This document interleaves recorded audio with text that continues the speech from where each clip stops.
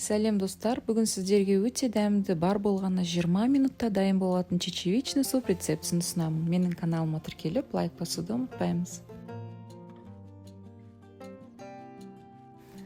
Термомикс чашасына 1 пияз, 3 бас сарымсақ, 1 сабызды турап саламыз. 4 секунд 5 жылдамдықта тураймыз.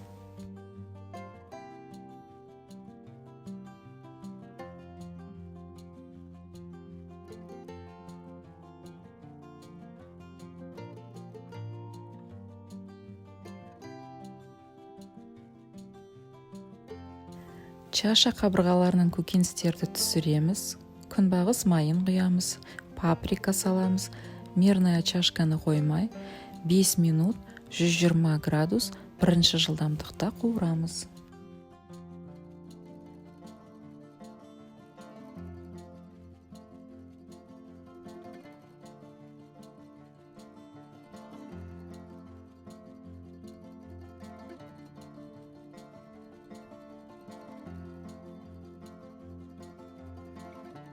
«300 грамм жуылған жасымық, яғни чечевицаны саламыз. 1 шай қасық тұз саламыз және де 1200 мл қайнаған су құямыз.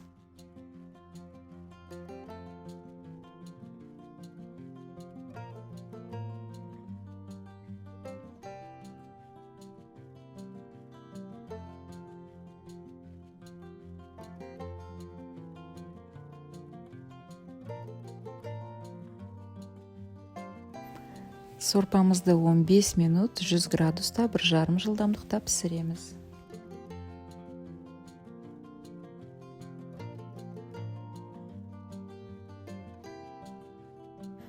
Дайын болған сорпаны 20 секунд 5 жылдамдықта жақсылап езіп аламыз.